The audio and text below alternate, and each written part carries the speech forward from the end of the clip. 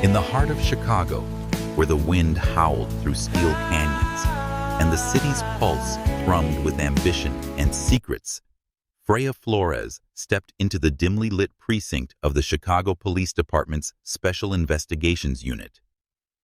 A black woman with a commanding and enigmatic presence, Freya carried herself with the quiet confidence of someone who had faced the city's darkest corners and emerged unscathed.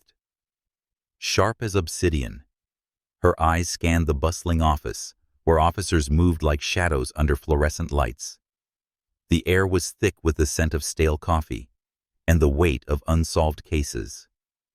Freya was new to this precinct, a transfer from a smaller unit in St. Louis, where her reputation as a brilliant detective had preceded her. Her colleagues whispered of her knack for unraveling mysteries that stumped even the most seasoned investigators.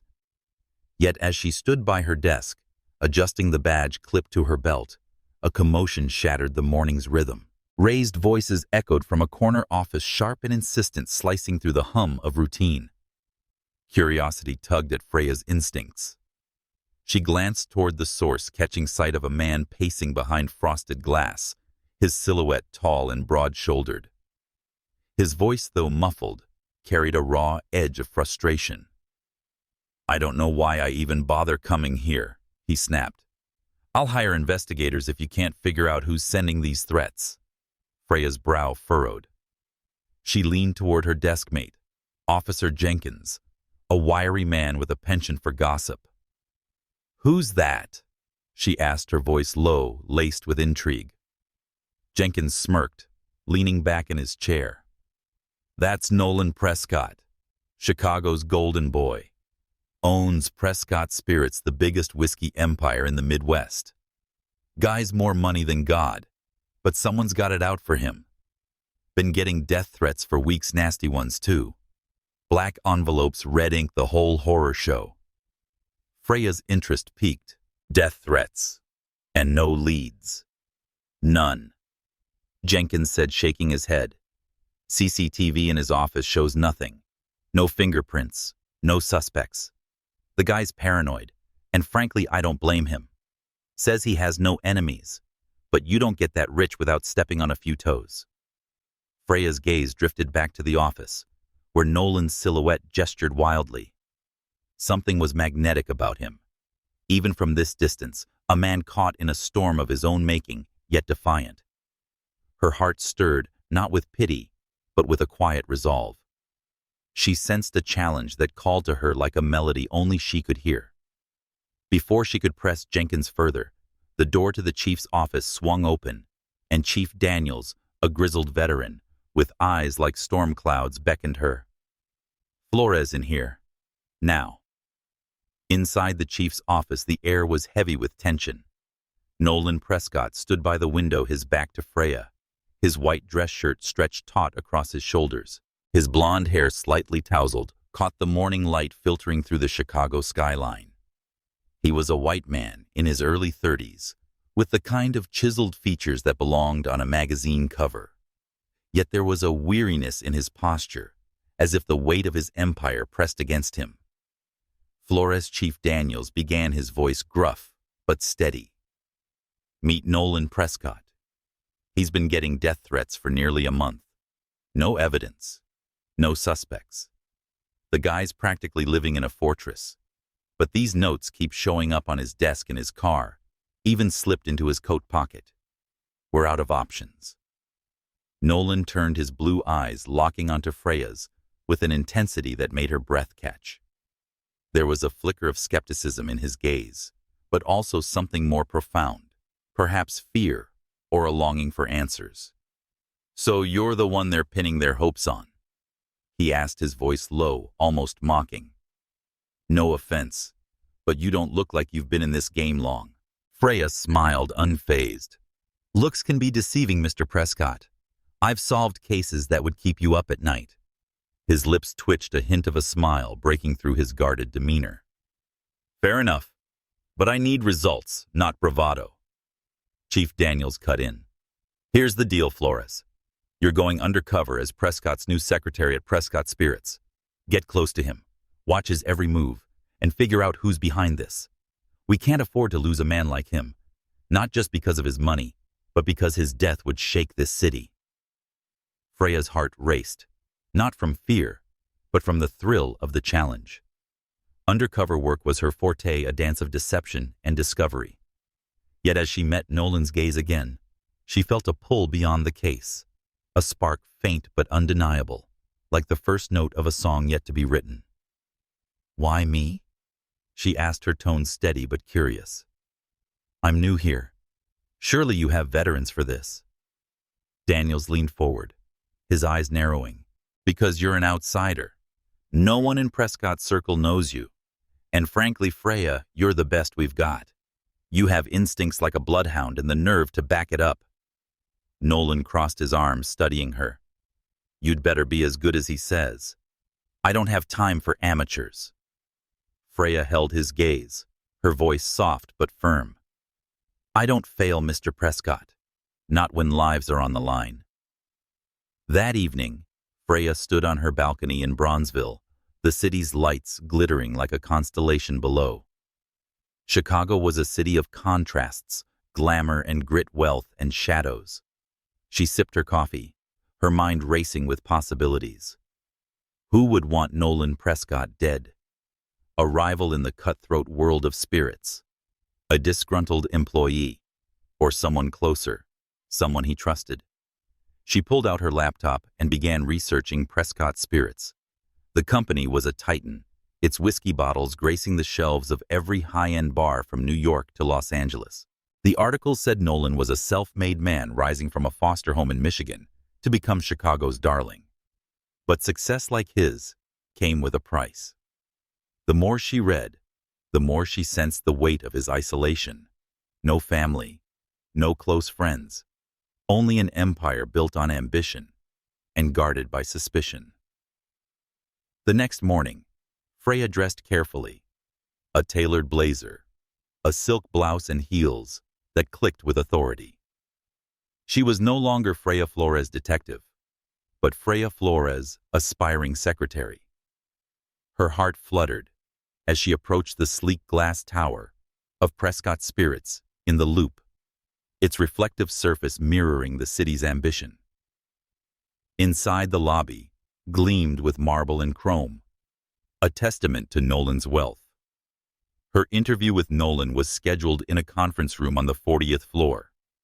As she waited, she studied the employees, polished executives, harried assistants, and security guards with watchful eyes. Something felt off, a tension woven into the air, like a thread about to snap. When her name was called, she took a deep breath, steadying herself for the performance of a lifetime. Nolan sat at the head of a mahogany table, his presence commanding, despite the shadows under his eyes. "Miss Flores," he said, scanning her resume with a frown. "Your experience is thin. Why should I trust you to handle my schedule and my secrets?" Freya leaned forward, her voice smooth as velvet. "Because I'm meticulous, Mr. Prescott. I see details others miss, and I'm not here to waste your time or mine."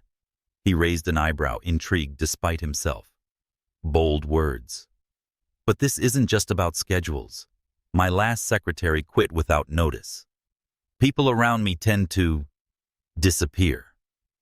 The weight of his words hung between them, a challenge wrapped in vulnerability. Freya's heart softened, but she kept her expression neutral. "I don't scare easily," she replied. "Give me a chance and I'll prove it." Nolan studied her, his gaze lingering on her face as if searching for a crack in her facade. Finally, he nodded. "You start tomorrow. Please don't make me regret this." As Freya left the conference room, her pulse raced not from nerves, but from the electric current between them. Nolan Prescott was more than a case. He was a puzzle she was determined to solve, not just for the chief, but for the man whose eyes held a storm she longed to calm. Her first day at Prescott Spirits was a whirlwind. She shadowed Nolan, noting his every move. He commanded meetings with a quiet intensity, and his fingers tightened around his pen when a black envelope appeared on his desk. The note inside, scrawled in blood-red ink, read, "Your time is running out."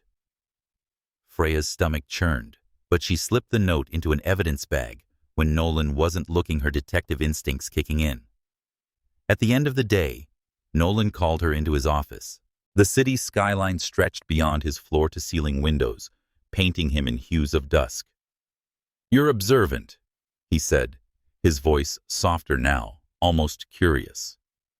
"Most people don't notice the little things, but you do." Freya smiled, her heart skipping a beat. "It's my job to notice, Mr. Prescott." "Call me Nolan," he said, his eyes locking onto hers. "And I have a feeling you're going to surprise me, Freya." As she left the office, the weight of his words lingered, a promise of something more than a case. Chicago's lights glimmered below, but in Freya's heart, a new spark had ignited, one that threatened to blur the line between duty and desire. The Cicero Industrial District, a gritty sprawl of warehouses and factories on Chicago's west side, hummed with the relentless rhythm of machinery. Freya Flores navigated its labyrinthine streets beside Nolan Prescott, her new role as his secretary, a delicate mask over her true purpose. The air was thick with the sharp tang of fermenting grain, a scent that clung to the sprawling complex of Prescott Spirit's main distillery. Freya's senses were on high alert, her eyes scanning every corner, every shadow, for signs of the threat that haunted Nolan. In the weeks since she'd begun working for him, Freya had seen the toll the death threats took. Nolan, the white American tycoon, whose whiskey empire was the toast of the nation, carried himself with a guarded grace, but his eyes betrayed a man under siege. He arrived at his Loop office with a clenched jaw each morning, scanning his desk for the telltale black envelope. Freya, ever watchful, had already intercepted 2 more notes, each more menacing than the last. The latest, slipped into his briefcase during a board meeting, read, "No one escapes their fate." The words, scrawled in crimson ink, sent a chill down her spine, but she tucked them away, her resolve hardening. Today's visit to the Cicero distillery was Nolan's first since Freya joined his team. As they stepped from his sleek black Bentley into the factory's forecourt, Freya noted the contrast between Nolan's polished exterior and the raw industrial world around them. His tailored suit seemed out of place against the backdrop of steel vats and weathered brick, yet he moved with purpose, a king in his domain. Freya, dressed in a sharp blazer and skirt, kept pace, her heels clicking against the concrete, her mind cataloging every detail. Inside the distillery was a symphony of clanging pipes and hissing steam. Workers in coveralls moved with practiced efficiency, their faces a mix of focus and fatigue. Freya's gaze darted to a group of men near a loading dock, their conversation halting as Nolan approached. One of them, a burly man with a scar across his cheek, met her eyes with a stare that lingered too long, his lips curling into a smirk that set her nerves on edge. "Mr. Prescott," called a voice from across the floor. A middle-aged manager, Mr. Callahan, approached, his face etched with worry. "We've got a problem. Last night, some guys were spotted lurking around the perimeter. Black hoods' masks couldn't make out their faces, and the damn cameras went offline again." Nolan's expression darkened, his blue eyes narrowing. "Again? That's the 3rd time this month. What the hell's going on?" "Callahan." Freya's pulse quickened. She stepped closer, her voice calm but probing. "Do you have any footage from before the cameras cut out? Anything unusual?" Callahan glanced at her, surprised by her directness. "Nothing clear. Just shadows moving near the east gate. We've tightened security, but these guys are ghosts." Nolan's jaw tightened, and Freya saw the flicker of fear he tried to hide. "Fix it," he snapped. "I'm not paying for a security system that fails me." As Callahan scurried off, Freya turned to Nolan. "May I take a look around, sir? I want to familiarize myself with the layout." Nolan raised an eyebrow, his skepticism softened by curiosity. You're not just a secretary, are you? Go ahead, but don't wander too far. Freya nodded, her heart thrumming with purpose. She moved through the distillery, her eyes sharp, noting the placement of cameras, the exits, the workers' routines. Near a stack of oak barrels, she found a torn scrap of paper in a trash bin, its edge marked with a strange symbol, a crescent moon pierced by a dagger. She pocketed it, her instincts screaming that it was no coincidence. As she rounded a corner, the scarred man from earlier appeared, blocking her path. You're the new girl, he said, his voice low, almost taunting. Don't stick around too long. People like you don't last here. Freya's smile was incredible, unshaken. I'm tougher than I look. And you are, he smirked, stepping closer. Just a guy who knows how things work here. Watch yourself, sweetheart. Before she could respond, he melted into the shadows of the warehouse. Freya's hand brushed the concealed holster at her thigh, a reminder of her true identity. She wasn't just Nolan's secretary, she was his shield, and she'd be damned if she let anyone intimidate her. Back at the office that evening, Freya sat at her desk, the city's lights painting her in gold and shadow. She studied the scrap of paper, its symbol nagging at her memory. A quick search on her encrypted laptop revealed nothing, but she sent a photo to Jenkins asking him to run it through CPD's database. Her thoughts drifted to Nolan, who had stayed late, his office door ajar. She could see him through the glass, poring over documents, his brow furrowed in concentration. There was a loneliness to him, a man surrounded by wealth, but starved for trust. On impulse, she knocked softly and entered. Burning the midnight oil. Mr. Prescott. He looked up, his expression softening. Nolan. Please. And yeah, sleep's overrated when someone wants you dead. He gestured to a chair. Join me. She sat, her heart fluttering at the warmth in his voice. You don't strike me as someone who scares easily, she said, her tone teasing but gentle. He chuckled, a sound that felt like a rare gift. I'm good at pretending. But these threats, they're getting under my skin. Whoever's doing this knows me, Freya. They know where I'll be, what I'll touch. Her gaze softened, sensing the vulnerability he rarely showed. You're not alone in this, Nolan. I'm here to help. His eyes met hers, and for a moment, the world outside faded, the threats, the distillery, the city's relentless pulse. Why do I feel like you're more than you seem? He murmured, his voice a velvet caress. Freya's breath caught, but she smiled, deflecting gracefully, just a very outstanding secretary. As she left his office, her heart raced, not from the case, but from the way Nolan's gaze lingered, as if he saw through her mask to the woman beneath. She returned to her apartment in Bronzeville, the symbol from the distillery haunting her thoughts. Sleep eluded her, replaced by visions of Nolan's face, his voice, the unspoken bond growing between them. The next day, Freya's investigation took a darker turn. A tip from Jenkins led her to Englewood, a neighborhood scarred by hardship, where Naya, Nolan's former secretary, lived. Naya's apartment was a modest walk-up, its walls peeling, its air heavy with despair.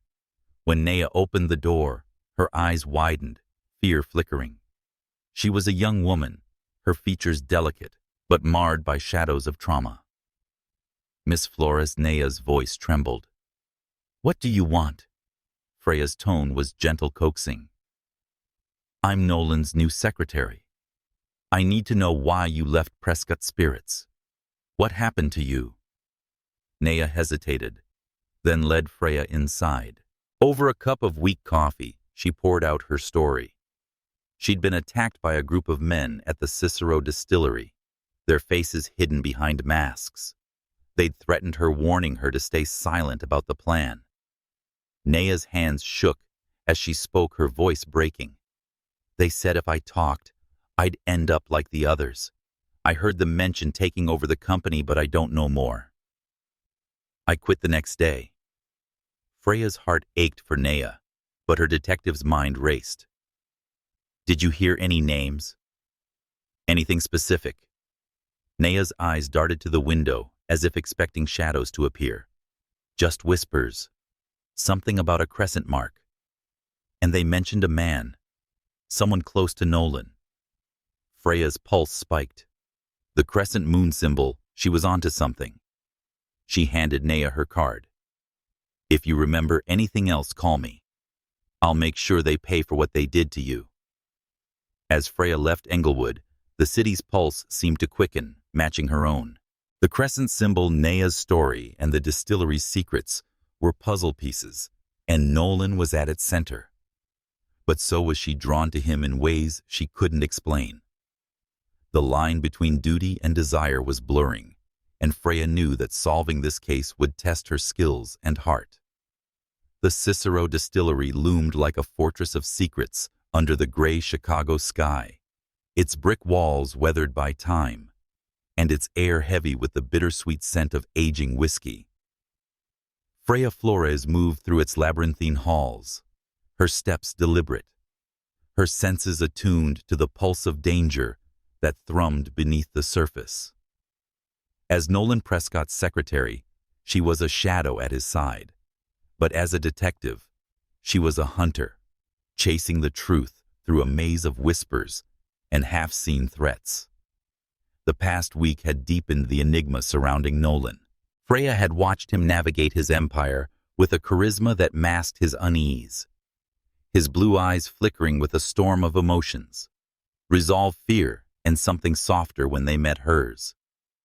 The death threats delivered in chilling black envelopes had grown bolder, slipping into places only someone close could reach. His car's glove compartment, the pocket of his coat hung in a private lounge.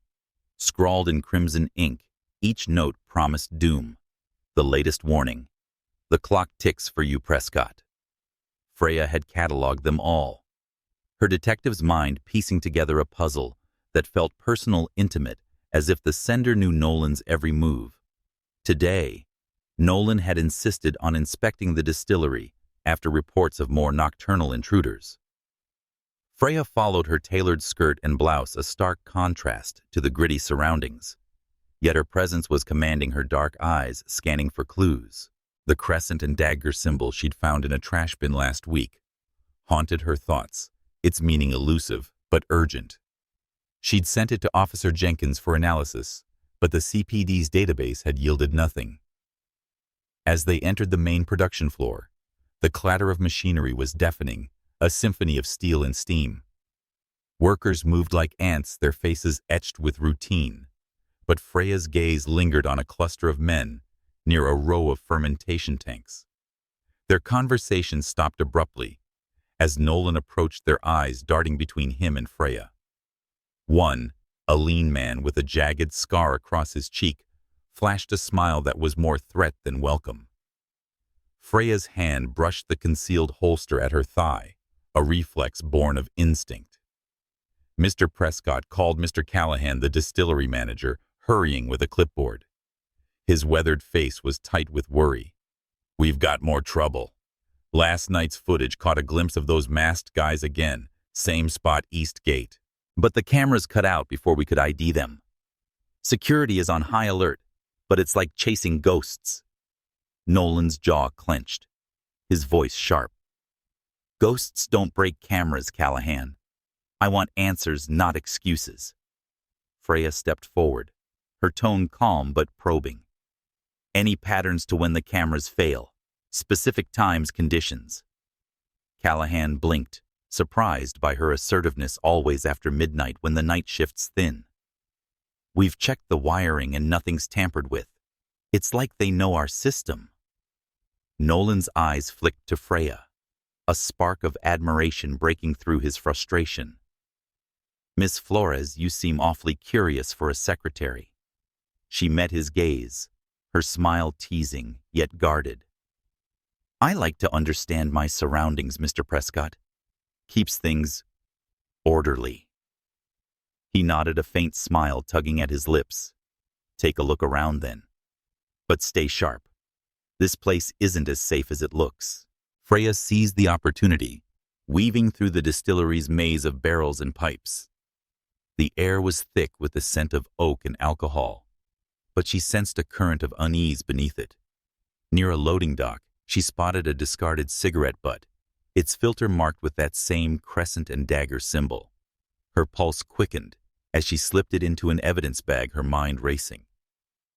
Was this a gang's mark, a rival's code, or something more personal? As she moved deeper into the facility, the scarred man from earlier appeared, his presence sudden and unsettling. "You're poking around where you don't belong," he said, his voice low, eyes glinting with malice. "New girls don't last long here." Freya's heart pounded, but her voice was steel. "I'm not here to play games. If you've got something to say, spit it out." He chuckled, stepping closer, his breath sour with tobacco. "Just a friendly warning. Prescott's not the saint he seems. Keep digging and you'll find trouble." Before she could press him, he vanished into the shadows, leaving Freya with a chill that had nothing to do with the cold concrete. She returned to Nolan, her mind buzzing with questions. Who was protecting the distillery's secrets? And why did they want her gone, back at Prescott Spirit's headquarters in the Loop? Freya sat at her desk, the city's skyline, a glittering backdrop. She uploaded photos of the cigarette butt to her encrypted laptop, cross-referencing the symbol with known gang insignias. Nothing matched, but her gut told her it was a lead. Her thoughts drifted to Nolan, who was in a late meeting, his silhouette visible through the glass walls of his office. There was a grace to him, a quiet strength that drew her in, even as she fought to keep her focus on the case. On impulse, she knocked on his door, carrying a file as an excuse. Nolan looked up, his face softening. "Freya, you're still here." Most secretaries would have clocked out by now. She smiled, setting the file down. "I'm not most secretaries. I noticed you're burning out. When was the last time you ate something that wasn't coffee?" He laughed, a sound that warmed her heart. "You sound like you care." "Maybe I do," she said, her voice softer than intended. Their eyes locked, and for a moment the threats, the distillery, the city itself faded away. There was only Nolan, his gaze a mix of curiosity and something deeper, something that made her breath catch. "Careful, Freya," he murmured, leaning closer. "This city chews up people who care too much." She held his gaze, her heart racing. "Good thing I'm tougher than I look." The air between them crackled with unspoken possibilities as she left his office. Freya returned to her apartment in Bronzeville, the crescent symbol and the scarred man's warning swirling in her mind. She was getting closer to the truth, but with every step, she felt the pull of something else, a connection to Nolan that threatened to unravel her carefully guarded heart. The next morning, Freya received a call from Jenkins. "That symbol you sent, no hits in the database." But I dug deeper. "There's chatter about a crew operating out of Cicero small time, but connected to someone big in the liquor trade. Watch your back, Flores." Her heart sank. The liquor trade meant Nolan's world, his rivals, his allies. She needed more than whispers, she needed proof. That afternoon, she accompanied Nolan to a charity gala in the Gold Coast, a glittering affair where Chicago's elite mingled under chandeliers. In a tailored tuxedo, Nolan was the picture of charm, but Freya saw the tension in his shoulders and how his eyes scanned the crowd. Freya's gaze landed on a man watching them across the room as they moved through the ballroom. He was tall, with dark hair, and a smile that didn't reach his eyes. Nolan followed her gaze, his expression tightening. "That's Lawrence," he said quietly. "My cousin, or so he calls himself. We grew up together in a foster home in Michigan." Freya's instincts flared. Close then? Nolan's smile was bittersweet. "Once. Now he's my biggest competitor, Lakeview Distillery. He's always been jealous." The word hung between them was heavy with implications. Freya filed it away, her mind racing. Was Lawrence the key, or was she chasing shadows? As the night wore on, Nolan's hand brushed hers a fleeting touch that sent a shiver through her. "Stay close," he whispered, his voice a velvet promise. "I don't trust anyone here." Freya nodded, her heart torn between duty and the undeniable pull of his presence. The gala's glamour faded, replaced by the weight of secrets waiting to be uncovered. The streets of Englewood, a neighborhood etched with struggle and resilience, stretched before Freya Flores, like a canvas of untold stories. The morning sun cast long shadows across cracked sidewalks, and the air carried the faint hum of distant traffic. Freya, dressed in a simple jacket and jeans to blend into the neighborhood, stood outside a weathered apartment building, her heart heavy with purpose. She was here to find Naya Nolan Prescott's former secretary, whose abrupt departure from Prescott Spirits held the key to the mystery threatening his life. The past days had deepened Freya's entanglement with Nolan. His presence, a blend of strength and vulnerability, had begun to seep into her thoughts, blurring the lines between her mission and her heart. The death threats had escalated, each black envelope a chilling reminder of the danger closing in. The crescent and dagger symbol found on a cigarette butt at the Cicero distillery was her only tangible clue. Still, Lawrence Nolan's self-proclaimed cousin and rival haunted her suspicions. His cold smile at the gala, his veiled resentment lingered in her mind like a storm cloud. Freya knocked on Naya's door, her breath steady, despite the weight of anticipation. The door creaked open, revealing a young woman with tired eyes and a guarded posture. Naya's face, once vibrant, was now a map of fear, her hands trembling as she gestured Freya inside. The apartment was sparse, its walls adorned with faded photos and a single potted plant wilting in the corner. Miss Flores, Naya's voice was a whisper, laced with suspicion. "Why are you here?" Freya's smile was warm, disarming. "I'm Nolan's new secretary. I need to understand why you left Prescott Spirits. What happened to you, Naya?" Naya hesitated, her gaze darting to the window as if expecting unseen eyes. She began to speak over a pot of weak tea, her voice breaking like glass. "It was at the distillery in Cicero. I stayed late one night finishing paperwork. A group of men workers, I think, cornered me. They wore masks, but their voices, they were cruel. They attacked me, said I'd seen too much. They mentioned a plan to take down Nolan to ruin his company." Freya's heart clenched, her detective's mind racing. Did they say anything else? Names, details. Naya's hands shook, spilling tea onto the table.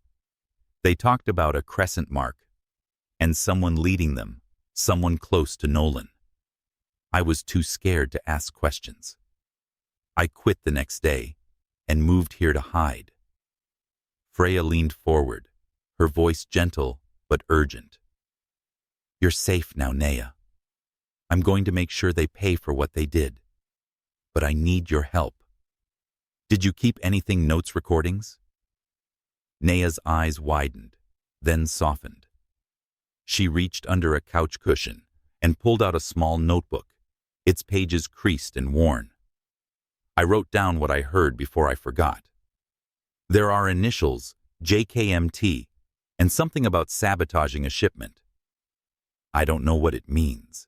Freya took the notebook, her pulse quickening as she flipped through its pages. The initials didn't match Lawrence's name, but the crescent mark was sketched in trembling ink. This was no coincidence. "Thank you, Naya," she said, her voice firm with resolve. "I'll keep you safe, and I'll find them." As Freya left Englewood, the notebook felt like a talisman in her pocket, its secrets a bridge to the truth. She drove back to the Loop, her thoughts tangled with clues and emotions. Nolan's face flashed in her mind, his weary smile, the way his hand had brushed hers at the gala. She was his protector, but each moment with him felt like a step into uncharted territory where duty and desire danced a dangerous waltz. At Prescott Spirits, Freya found Nolan in his office, the city's skyline, a backdrop of steel and glass.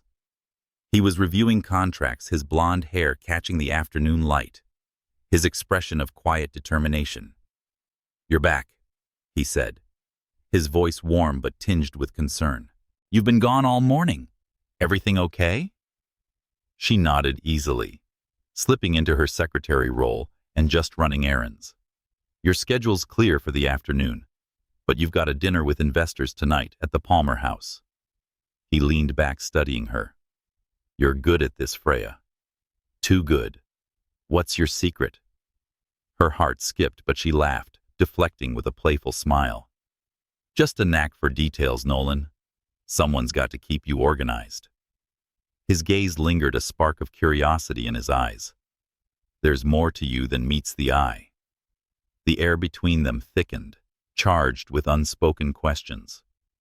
Freya felt the pull of his presence, a magnetic force that threatened to unravel her composure. She excused herself, her mind racing as she retreated to her desk. The notebook burned a hole in her bag, its contents a map to the danger circling Nolan, and now her. That evening, Freya attended the investor dinner as Nolan's shadow, her eyes scanning the opulent dining room of the Palmer House. The chandeliers cast a golden glow, but the atmosphere was tense, the investors' smiles too polished, their questions too pointed. Freya noticed Lawrence in the crowd, his dark eyes fixed on Nolan with a mix of envy and calculation. When their gazes met, he offered a nod, but Freya saw the truth in his tightened jaw, a man consumed by resentment. Nolan pulled Freya aside. As the night wound down, his voice low. "You're watching Lawrence like a hawk." "Why?" She hesitated, choosing her words carefully. "He's your competitor, Nolan, and he's close to you. That makes him worth watching." Nolan's expression darkened, a shadow of doubt crossing his face. "He's family, Freya. The only family I've got. But I've seen how he looks at me sometimes, like he's measuring me for a coffin." Freya's heart ached at the pain in his voice, but she pressed on. "Trust your instincts, and trust me. I'm here to keep you safe." He reached for her hand, his touch warm and fleeting. "I do trust you, Freya, more than I should." The moment stretched, a fragile thread binding them.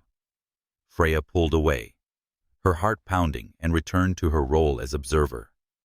But as she watched Nolan move through the crowd, a prince in a den of wolves, she knew she was no longer just his protector. She was falling for him. That truth was more dangerous than any threat. Back at her apartment, Freya pored over Naya's notebook, cross-referencing the initials with Prescott Spirits employee records. J.K. matched a worker at the Cicero distillery, James Keller, a supervisor with a history of minor infractions. M.T. was elusive, but mentioning a sabotaged shipment sent her digging into the company's logistics. She found a report of a contaminated batch of whiskey costing Prescott millions a loss, blamed on mechanical failure, but now reeking of sabotage. As dawn broke over Chicago, Freya's phone buzzed with a message from Jenkins. Found a match for the crescent symbol. It's tied to a defunct gang in Cicero, used as a marker for hired muscle. Someone's paying big to scare Prescott, or worse. Freya's blood ran cold. The pieces were falling into place, but the picture was incomplete. She thought of Nolan alone in his Gold Coast mansion, a man whose empire was built on dreams, but threatened by betrayal. She was his shield, his secret weapon, but with every clue, she felt the weight of her own heart beating in time with his. The truth was hidden in Chicago's shadows, and Freya would find it no matter the cost to her mission or soul. The Gold Coast of Chicago shimmered under the late September dusk, its elegant brownstones and modern mansions casting long shadows across tree-lined streets. Freya Flores stood at the iron gates of Nolan Prescott's mansion, her heart a quiet drumbeat of duty, and something deeper, something she dared not name. The air carried the crisp bite of autumn, mingling with the faint scent of lakefront breezes from Lake Michigan. She clutched a leather portfolio of documents Nolan had requested, but her visit was more than a secretary's errand. It was a step closer to the man whose life she was sworn to protect, and whose presence stirred her soul. The past weeks had woven Freya into the fabric of Nolan's world. As his secretary at Prescott Spirits, she had become his shadow, her sharp eyes catching every detail, the black envelopes with their crimson threats, the crescent and dagger symbol tied to a shadowy gang, the whispers of sabotage at the Cicero distillery. Her investigation had deepened with Nea's notebook, its cryptic initials, and hints of a plot to ruin Nolan's empire pointing to someone close. Perhaps Lawrence, his so-called cousin, whose envy simmered beneath a polished facade. Yet amidst the danger, Freya felt a growing pull toward Nolan, his guarded smiles and fleeting touches igniting a warmth she hadn't craved. Today, Nolan had called her from his mansion. His voice strained over the phone. "Freya, I need those contracts now. I'm not feeling great." The urgency in his tone had propelled her here, her detective's instincts warring with a concern that felt achingly personal. The mansion's door swung open, revealing a grand foyer of marble and crystal, but no sign of Nolan. A housekeeper, a quiet woman with graying hair, gestured upstairs. "Mr. Prescott is in his room. He's been unwell since morning." Freya's heart tightened as she climbed the winding staircase, her heels muffled on the plush carpet. At Nolan's bedroom door, she knocked softly, but silence answered. Her pulse quickened, and she pushed the door open, her breath catching at the sight before her. Nolan lay sprawled across the floor, his white shirt damp with sweat, his blonde hair plastered to his forehead.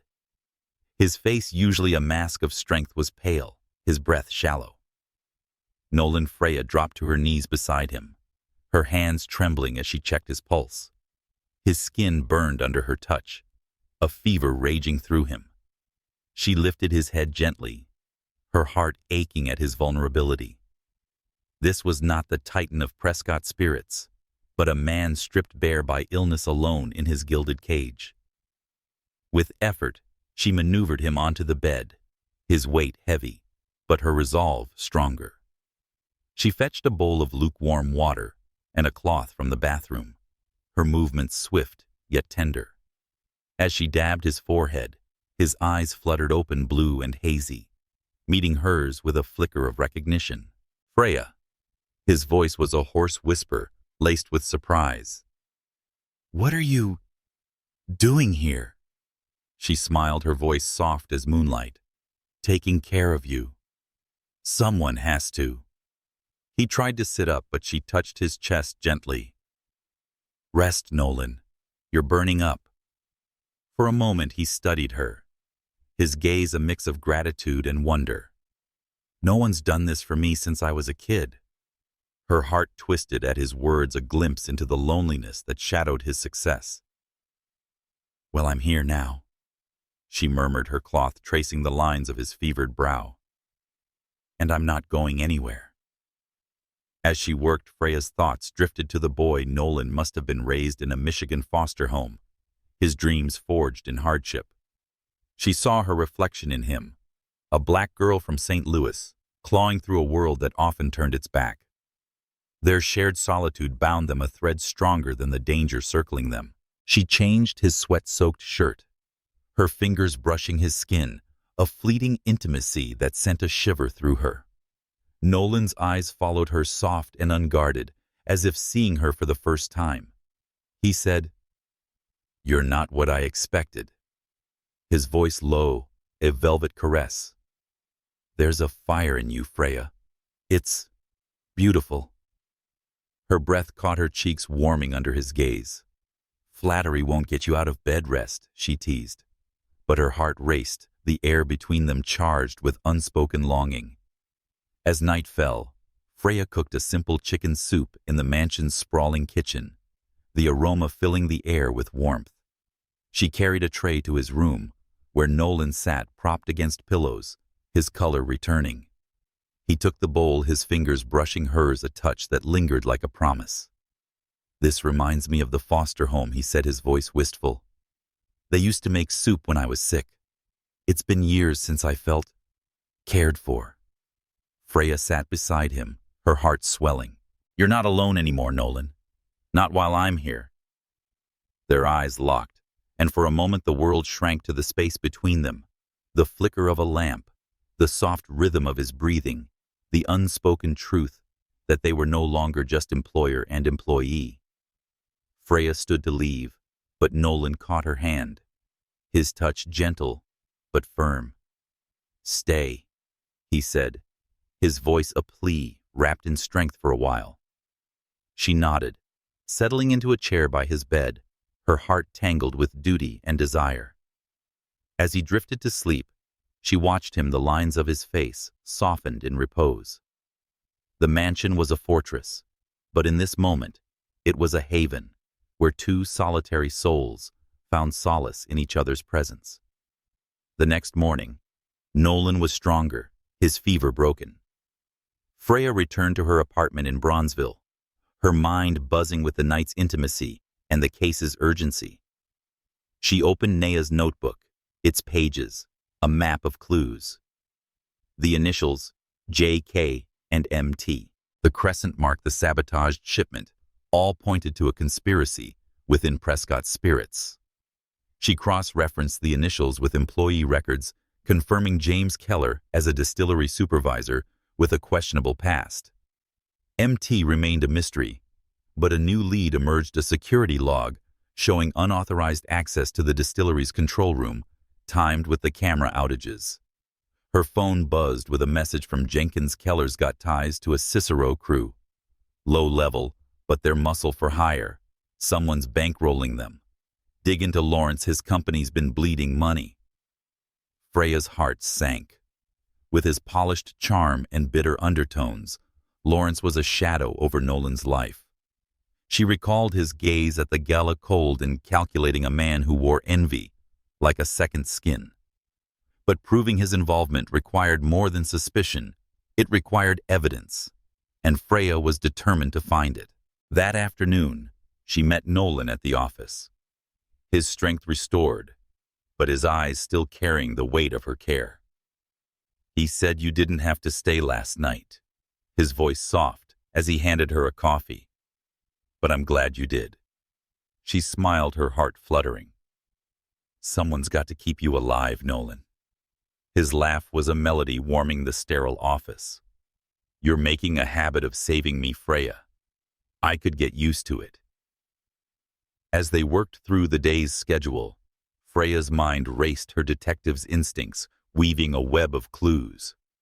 The crescent mark, the sabotaged shipment, Lawrence's shadow, each piece drew her closer to the truth, and Nolan, whose presence was a light in the storm of her mission.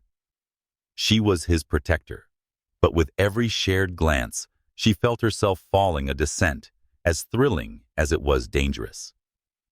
The Chicago skyline glittered like a constellation of ambition, its lights piercing the twilight, as Freya Flores stood at her desk in the Prescott Spirit's headquarters. The city's pulse thrummed through the glass walls, a reminder of the stakes in her mission.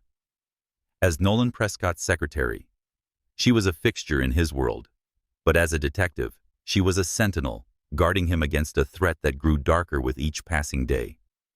The black envelopes, the crescent and dagger symbol, the whispers of sabotage, all pointed to a conspiracy that threatened Nolan's empire and the fragile bond blossoming between them.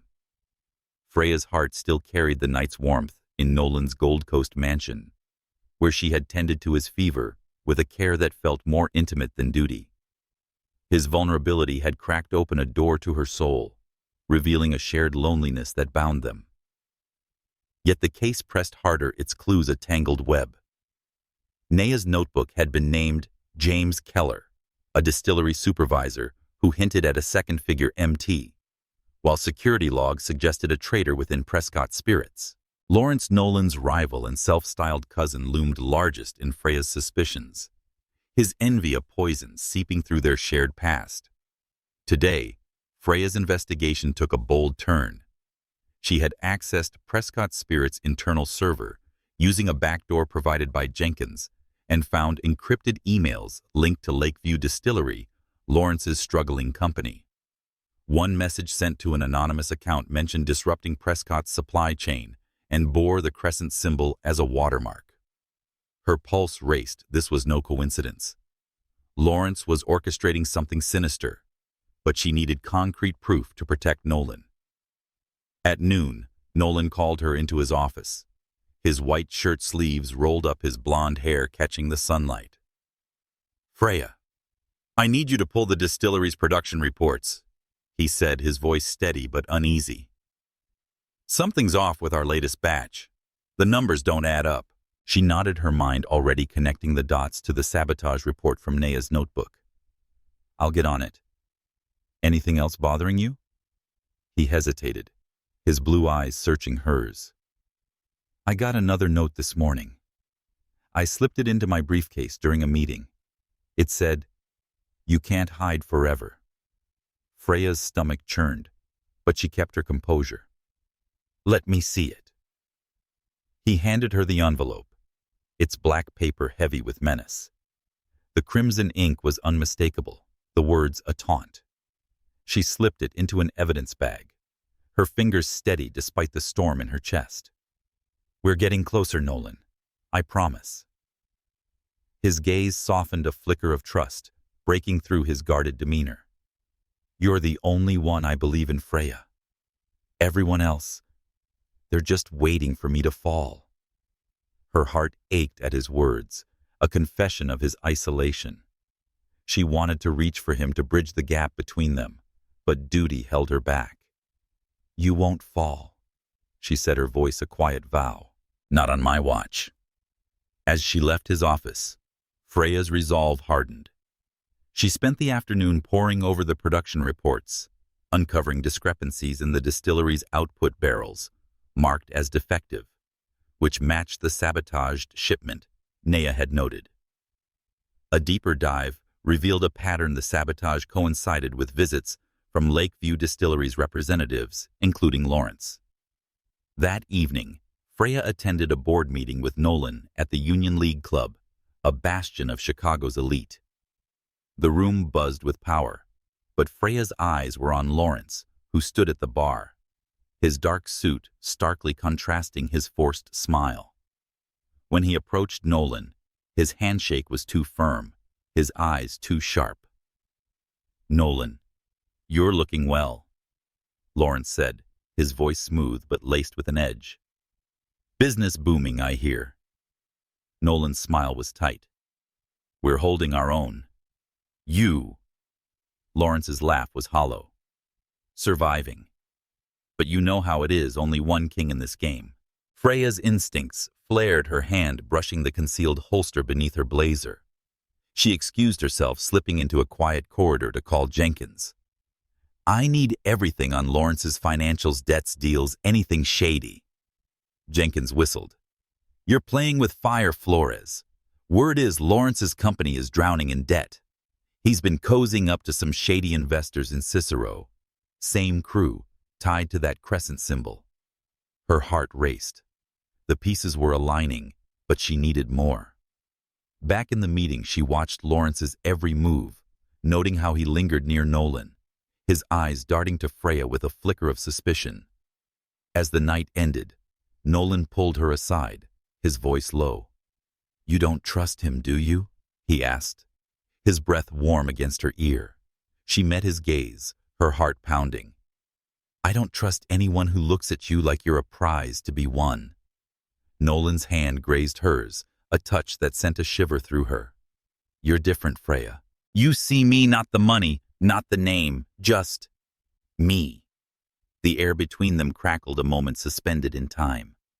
Freya wanted to lean into him to let the world fade away, but the weight of her mission anchored her. "I see you, Nolan," she whispered, "and I'll keep you safe." Back at her apartment, Freya hacked into Lakeview Distillery's financial records, her fingers flying over the keyboard. She found payments to a shell company linked to James Keller, funneled through a Cicero address. A late-night call to Jenkins confirmed the address was a front for the gang tied to the crescent symbol. Lawrence was funding the sabotage, but was he behind the threats? Freya arrived at the office early the next morning, her mind a storm of clues and emotions. Nolan was already there, his face pale, as he held another black envelope. "This was on my desk," he said, his voice trembling. "It says, 'Your empire will burn.'" Freya took the note, her heart sinking. The threats were escalating, and Lawrence's shadow loomed larger. She reached for Nolan's hand, a rare breach of her professional mask. "We'll stop this, Nolan. Together." His fingers tightened around hers, his eyes a sea of trust and fear. "I don't know what I'd do without you, Freya." As she left his office, her heart raced from the case and the man who was becoming her anchor. The truth was close, but so was the danger, and Freya knew that protecting Nolan meant risking her heart and her life. Chicago's pulse thrummed in the early October dusk, its skyline a jagged silhouette against a sky bruised with twilight. Freya Flores sat beside Nolan Prescott in his sleek black Bentley, the city's streets unfurling before them like a tapestry of secrets and shadows. The hum of the engine was a low counterpoint to the tension that coiled between them, a tension born not just of the death threats that haunted Nolan's life, but of the unspoken bond that had grown in its shadow. Freya, the black American detective, masquerading as his secretary, felt her heart sway between duty and desire, each moment with Nolan pulling her deeper into a dance she could neither resist nor define. The past weeks had tightened the noose around Nolan's world. The black envelopes, their crimson ink scrawling ever more vicious threats, had become a relentless drumbeat. "Your empire will crumble. No one escapes."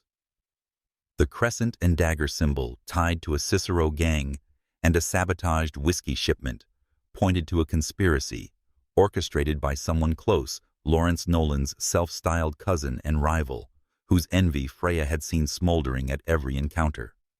Her investigation had uncovered encrypted emails linking Lawrence's Lakeview distillery to James Keller, a distillery supervisor, and a shadowy Cicero crew.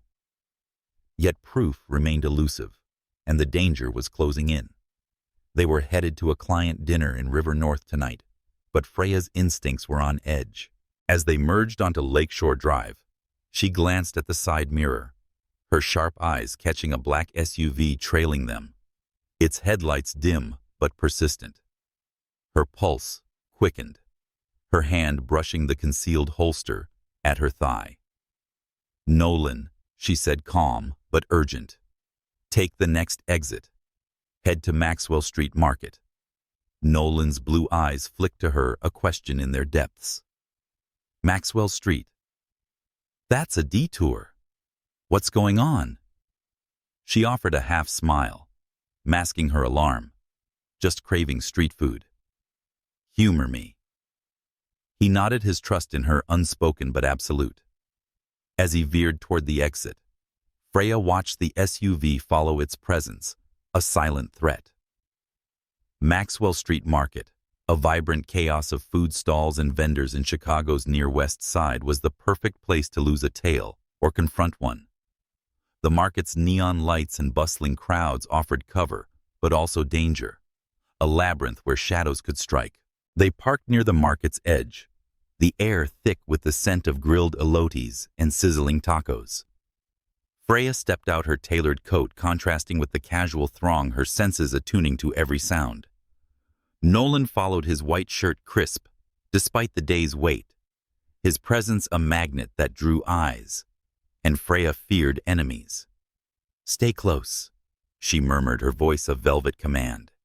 He grinned, a spark of mischief in his eyes. "You're the boss tonight, Freya." Her heart fluttered, but she kept focused, guiding him through the market's maze. The SUV had parked a block away, and Freya spotted two figures in dark hoodies slipping into the crowd, their movements too deliberate to be casual. She led Nolan to a fruit stall, pretending to inspect apples, while her eyes tracked the figures. One bore a familiar scar across his cheek, the man from the Cicero distillery. "Nolan," she whispered, her voice low. "We're being followed. Don't look. Just trust me." His jaw tightened, but he nodded, his hand brushing hers in a fleeting gesture of solidarity. "What's the plan?" "Keep moving. We'll lose them in the crowd." They wove through the market. Freya's steps quick, but measured, her mind mapping escape routes. The scarred man and his companion trailed closer, their eyes glinting with intent. Freya's heart pounded from danger, and the weight of protecting Nolan, the man whose quiet strength and haunted eyes had become her anchor. Freya spotted an alley leading to a quieter street at a crowded intersection. "This way," she said, pulling Nolan behind a taco stand. The alley was narrow, its walls graffitied with vibrant murals, but it offered a chance to confront their pursuers away from the crowd. As they reached its mouth, the scarred man and his partner emerged, their faces half hidden by hoods. "Well," the scarred man sneered, his voice a low growl. "Prescott's new girl thinks she's clever. You shouldn't have stuck your nose where it doesn't belong." Freya stepped in front of Nolan, her stance protective, her voice steady. "Who sent you? Talk, and maybe you walk away." The man laughed, pulling a knife that gleamed under a flickering streetlight. "You're in over your head, sweetheart. This ends tonight." Before he could move, Freya sprang into action, her training kicking in. She disarmed him with a swift kick, sending the knife clattering to the ground, then drove her elbow into his jaw. The second man lunged, but Freya dodged, tripping him with a practiced sweep of her leg. Nolan, frozen for a moment, grabbed a nearby pipe and swung it, knocking the second man out cold. Breathing hard, Freya turned to Nolan, her eyes searching his. "You okay?" He nodded, his face pale but resolute. "Thanks to you. Freya, you're incredible." Her heart raced, not just from the fight, but from the awe in his voice. She grabbed his hand, pulling him toward the street. "We need to move. Now." They fled the alley, blending back into the market's chaos. Freya's arm throbbed where the scarred man had grazed her, but she ignored it, her focus on Nolan's safety. She checked the mirrors in the car, ensuring no one followed. Nolan's hands gripped the wheel, his knuckles white. "Who are you, Freya?" he asked, his voice a mix of wonder and suspicion. "No secretary fights like that." She met his gaze, her heart torn. "I'm someone who's not letting you die. That's all you need to know for now." He reached for her hand, his touch warm and steady. "I trust you more than I've ever trusted anyone." The words hung between them, a fragile bridge over the chasm of danger. Freya's heart ached, her duty warring with the pull of his touch, his trust. As they drove back to his Gold Coast mansion, the city's lights blurred a kaleidoscope of hope and fear. Freya knew the attack was no random act. The scarred man was tied to the Cicero crew, and the crew was tied to Lawrence. The net was tightening, but so was the bond between her and Nolan, a flame that burned brighter with every shared peril. Freya patched her arm at the mansion, refusing Nolan's offer to call a doctor. "It's just a scratch," her smile masking the pain. He watched her, his eyes soft with concern. "He said you risked your life for me tonight." His voice low, a velvet caress. "Why?" She looked away, her heart pounding. "Because it's my job. And because you matter." The air between them crackled, a moment poised on the edge of confession. Nolan stepped closer, his hand brushing her cheek, a touch that sent shivers through her. "You matter to me too, Freya, more than you know." She pulled back, her heart racing. "We need to focus, Nolan. Whoever's behind this isn't stopping." He nodded, his expression a mix of longing and resolve. "Then we face it together." Freya spent the night in a guest room, her mind racing with the night's events. She pulled out her laptop, uploading photos of the knife, its handle etched with the crescent and dagger symbol. A call to Jenkins confirmed the Cicero crew's involvement. But the real question was, who paid them? Lawrence's name loomed large, his financial troubles, and bitter rivalry, a damning thread. Freya needed proof, and she needed it fast before the next attack claimed more than her arm. As dawn broke, Freya found Nolan in the kitchen brewing coffee. He handed her a mug, his smile a quiet gift. "You're still here," he said, his voice warm. "I thought you might vanish in the night." She laughed, the sound easing the tension. "Not a chance. You're stuck with me, Prescott."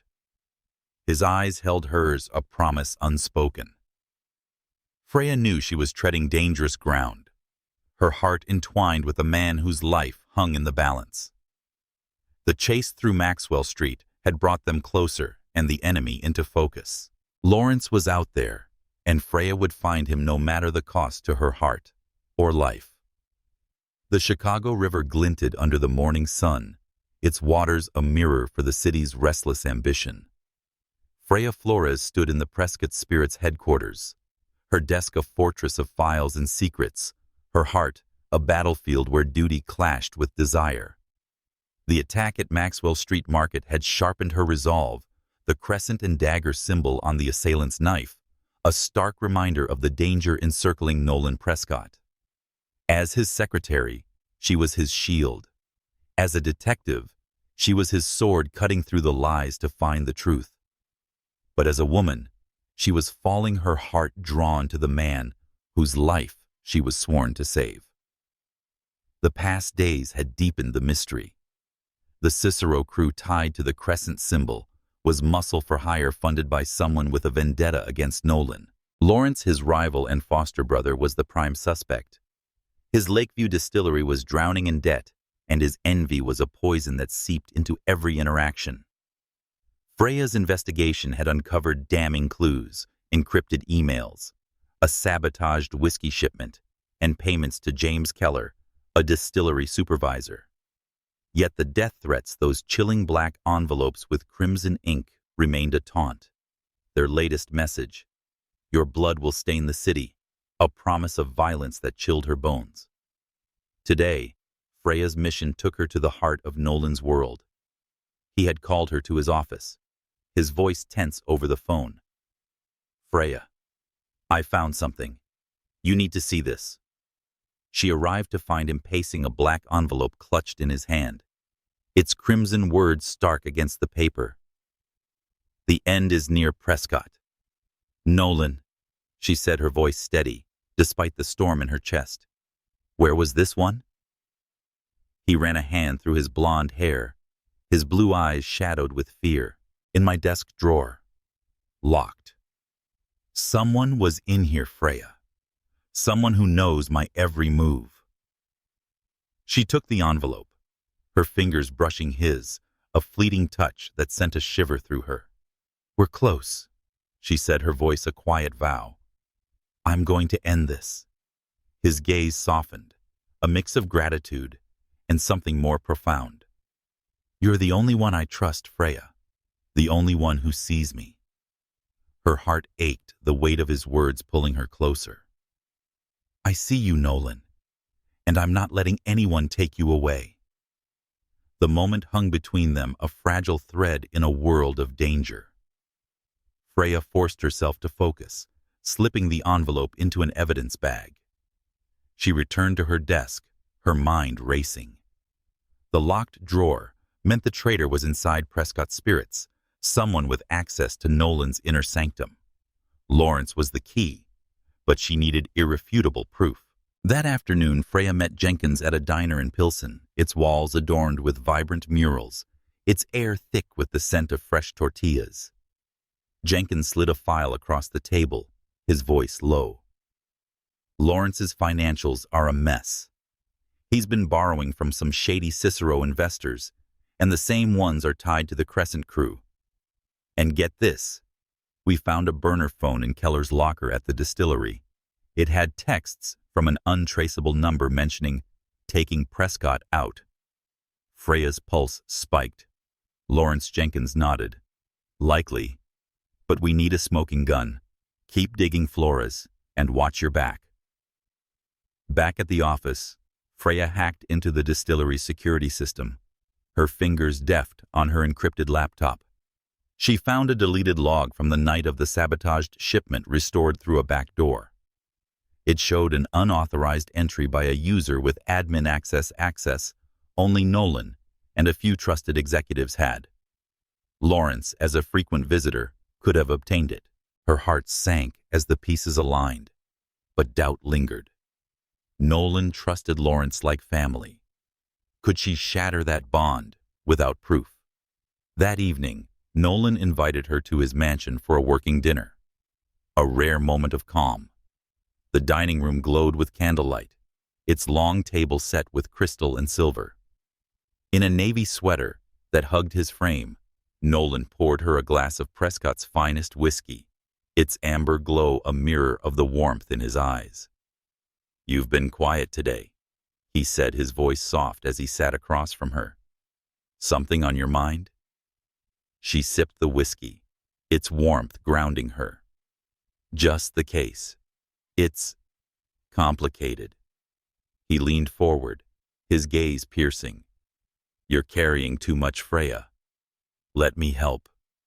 Her heart fluttered. His concern was a balm to her weary soul.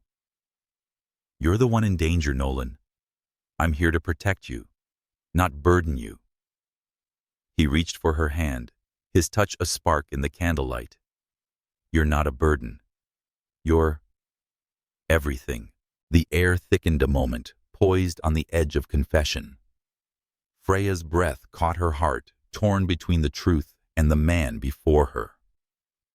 "Nolan." A crash from the foyer shattered the moment. Freya was on her feet, her hand on her holster, Nolan close behind. They found a window broken, a black envelope on the floor, its crimson words a scream. "Tonight you die." A brick lay beside it, etched with the crescent and dagger symbol. Freya's blood ran cold. "Stay here," she ordered, her voice sharp. She swept the mansion, her gun drawn, but found no one. Returning to Nolan, she saw the fear in his eyes, a mirror of her own.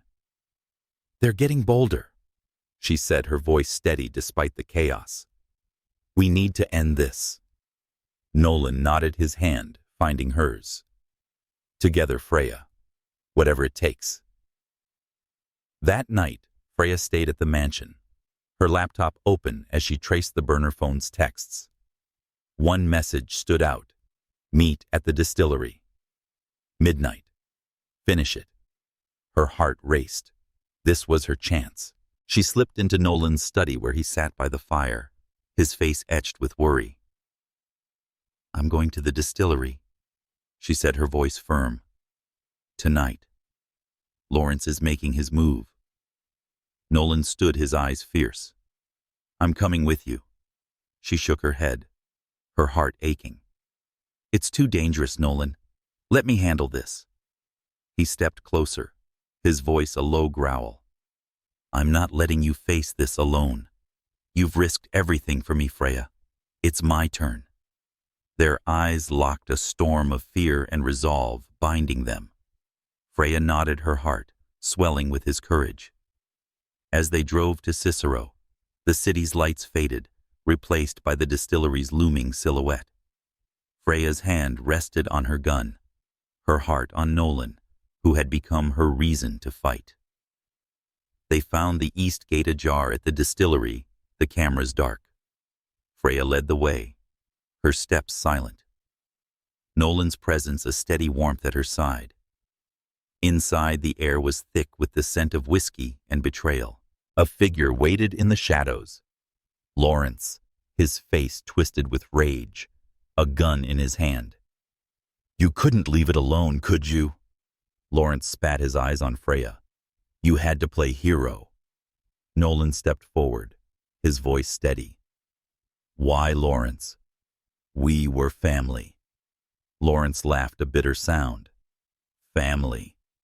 You were always the golden boy, Nolan. The smart one, the successful one. I was nothing next to you. Now I'll take everything. Freya moved swift and silent, disarming Lawrence with a kick that sent his gun skidding. She tackled him, pinning him to the ground as Nolan called the police. Sirens wailed in the distance, but Freya focused on Nolan, his face a mix of shock and relief. You saved me again, he whispered, his voice trembling. She smiled, her heart full. Always. As the police took Lawrence away, Freya felt the weight of the case lift, but a new weight settled her love for Nolan, a truth she could no longer deny. The distillery's shadows parted, revealing a future where duty and desire might finally align. Chicago's autumn dawn painted the sky in hues of amber and ash, its light filtering through the towering glass of Prescott Spirit's headquarters in the Loop. Freya Flores stood at her desk, her heart a tempest of resolve and longing, her hands steady, despite the bandage on her arm, a reminder of the violent chase through Maxwell Street Market. The crescent and dagger symbol, the black envelopes with their crimson threats, and the betrayal of Lawrence Nolan Prescott's foster brother had converged into a truth that now lay bare. Lawrence was the architect of Nolan's peril, driven by a lifetime of envy. Yet as Freya prepared to confront the final threads of this conspiracy, her heart was tethered to Nolan, the man whose life she had saved and whose soul had claimed hers. The confrontation at the Cicero distillery had left Freya wounded but unbowed. Lawrence's arrest, his venomous confession of orchestrating the threats and sabotage, had shattered Nolan's trust in the only family he'd known. Freya had watched Nolan's face crumple, his blue eyes clouded with pain as the police led Lawrence away. Her heart had ached for the case's resolution and the man who stood alone in its aftermath. Their bond, forged in danger, had grown more profound, a love that flickered like a flame in Chicago's relentless winds. Freya arrived early this morning, her tailored blazer a shield against the chill of the season and the task ahead. The office was quiet, the city's pulse a distant hum. Nolan was in his office, his silhouette sharp against the skyline, his blonde hair catching the light as he pored over a stack of documents. Freya knocked softly, her heart fluttering, as he looked up, his face softening at her presence. Freya, he said, his voice a low melody that warmed the sterile room. You're early. Couldn't sleep. She smiled, stepping inside her bandage, hidden beneath her sleeve. Sleep's overrated when there's work to do. How are you holding up? He leaned back, his eyes searching hers. Better, thanks to you. I still can't believe Lawrence. All those years and I never saw it. Her heart ached at the pain in his voice. She crossed to his desk, her voice gentle but firm. You trusted him, Nolan. That's not a weakness, it's who you are. But we're not done yet. There's more to this. His brow furrowed, a spark of concern in his eyes. More. Lawrence is in custody. What else is there? Freya hesitated, her detective's instincts warring with her need to protect him. The Cicero crew he hired, they're not the masterminds. Someone else was pulling strings with enough power to keep Lawrence in debt. I found a name in his financials, MT. It matches an executive in your company, Michael Tate, your logistics director. Nolan's face paled, his hands tightening on the desk. Michael. He's been with me for years. Why would he? Money, Freya said, her voice steady. Or power, maybe both. I must dig deeper, but I can't do it without you. He stood, his presence commanding despite the weight of betrayal. Then we do it together. I'm done being a target, Freya. Let's end this. Her heart swelled at his resolve, a mirror of her own. She nodded, their eyes locking in a silent vow. Together she whispered the word, a promise that bound them beyond the case. Freya spent the morning combing through Michael Tate's records, her encrypted laptop a lifeline to the truth. Tate, a wiry man with a reputation for ruthless efficiency, had overseen the sabotaged shipment that cost Prescott Spirits millions. Buried in his emails, Freya found a trail of payments to a Cicero shell company funneled through Lakeview Distillery's accounts. The crescent and dagger symbol appeared in a coded signature, linking Tate to the gang and Lawrence's scheme. As noon approached, Freya and Nolan met in a private conference room, the city's skyline a backdrop to their strategy. "Tate's been playing both sides," Freya said, sliding a file across the table. "He fed Lawrence information, helped sabotage your shipments, and likely planted the threats to destabilize you." Nolan's jaw clenched, his eyes a storm of betrayal. He sat across from me in meetings, smiled, and shook my hand. "How did I miss this?" Freya reached for his hand, and her touch was a quiet anchor. "You couldn't have known Nolan. But we know now.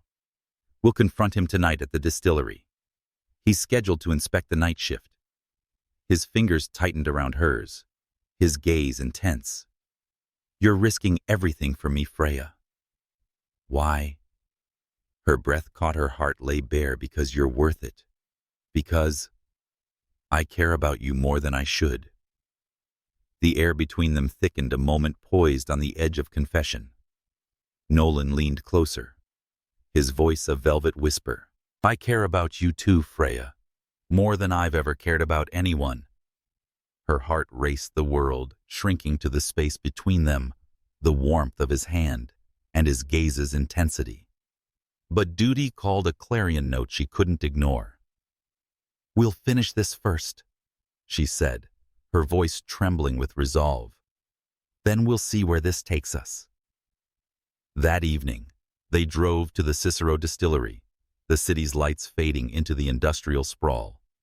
Freya's arm throbbed, but her focus was razor-sharp. In a dark jacket that hugged his frame, Nolan was a silent pillar at her side, his trust in her a beacon in the darkness. The distillery loomed, its vats casting eerie shadows under flickering lights. Inside, they found Michael Tate in the control room, his face illuminated by a bank of monitors.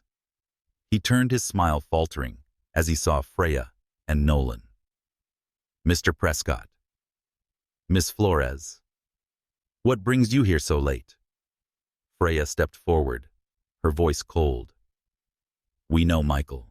The payments, the sabotage, the threats. You and Lawrence tried to destroy Nolan." Tate's eyes narrowed, his hand inching toward his pocket. "You're out of your depth, little secretary. You should have stayed out of this." Before he could move, Freya drew her concealed gun, her training seamless. "Don't," she warned, her voice steel. "It's over." Tate laughed, a bitter sound. "You think you've won. This was bigger than Lawrence. Prescott's empire was too big, too perfect. Someone had to bring it down." Nolan stepped forward, his voice low but fierce. "Why, Michael? I trusted you." Tate's face twisted with resentment. "You had everything: money, power, respect. I was just a cog in your machine. The Cicero crew offered me a way out, a chance to be somebody." Freya's heart sank, but her grip on the gun was steady. "You're done, Tate. The police are on their way." As sirens wailed in the distance, Tate lunged, but Freya was faster, tackling him to the ground.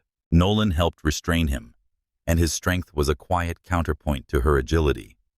The police stormed in, cuffing Tate as Freya and Nolan stepped back, their breaths ragged, but their bond unbroken.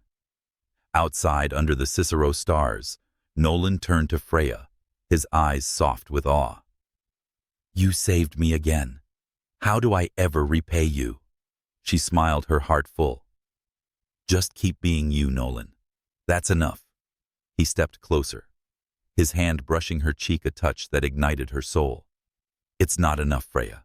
Not when I'm falling for you." Her breath caught the world falling away. She leaned into his touch, her voice a whisper. "I'm falling too." As the police lights flashed, Freya knew the case was nearly closed, but a new chapter was beginning, one where love, not danger, would define their path. The halls of Northwestern Memorial Hospital in Chicago's Streeterville glowed with sterile light, starkly contrasting the warmth that bloomed in Freya Flora's heart. She lay in a hospital bed, her arm bandaged from the wound sustained in the Maxwell Street chase, her body weary, but her spirit alight. The case that had brought her to Nolan Prescott's side was over its villains. Lawrence and Michael Tate now behind bars, their conspiracy to destroy Prescott's spirits unraveled. Yet as Freya gazed at the man sitting beside her, his blonde hair catching the morning sun, she knew the true victory was not justice, but love. The days following the Cicero Distillery confrontation had been a whirlwind. Freya's revelation as a Chicago Police Department detective stunned Nolan, but his awe deepened his feelings. He had stayed by her side through her recovery, his presence a quiet anchor in the storm of her pain.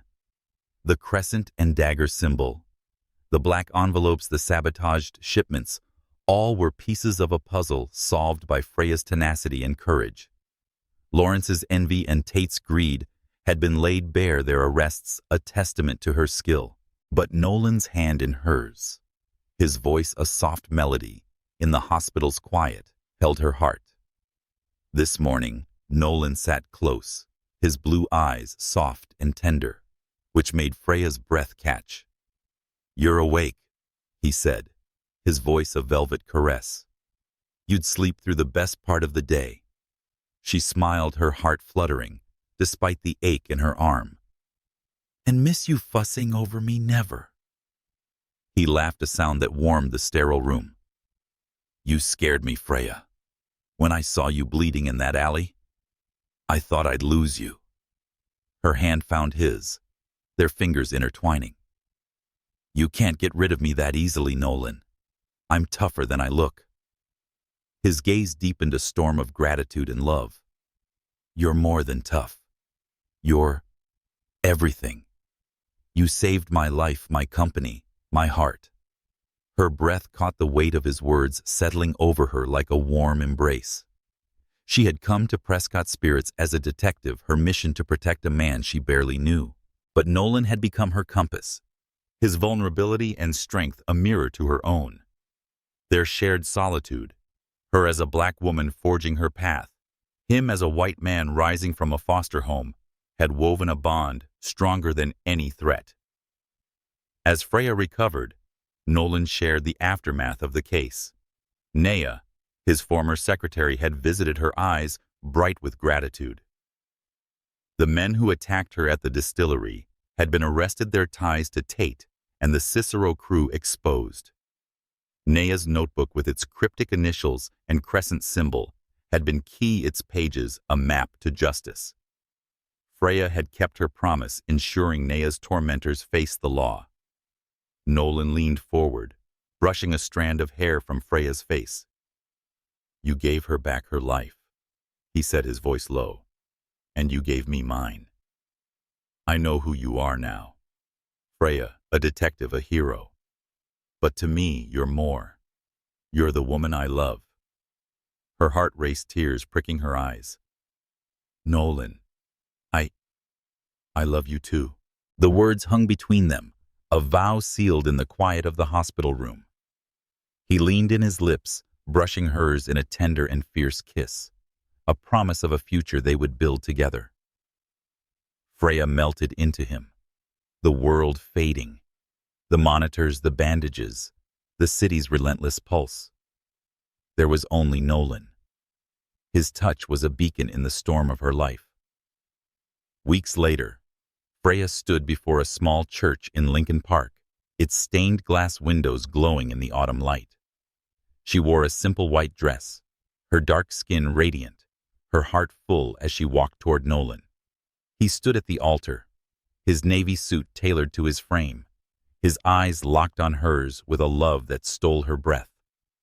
Their wedding was intimate, a gathering of colleagues and newfound friends, a celebration of two souls who had found each other in Chicago's shadows.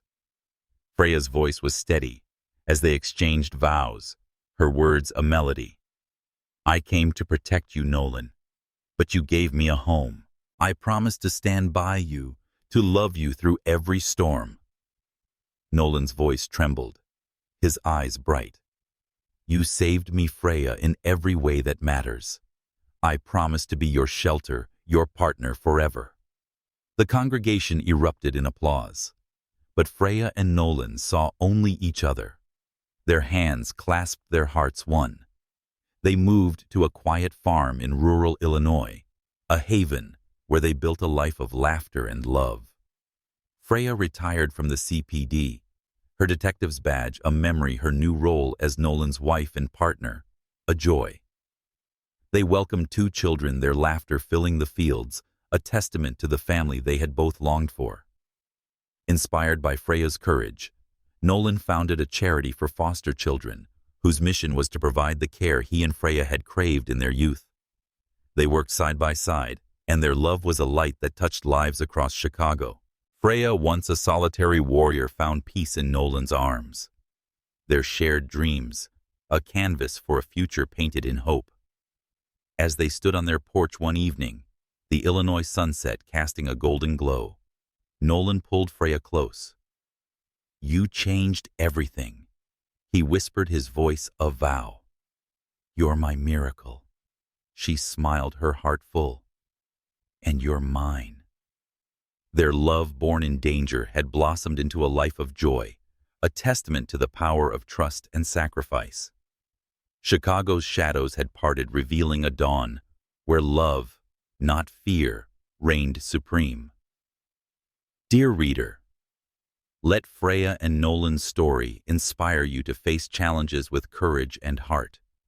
Support organizations that uplift foster children, like the Prescott Flores Foundation, and help build a world where love triumphs over adversity. Visit www.prescottfloresfoundation.org to learn how you can make a difference today.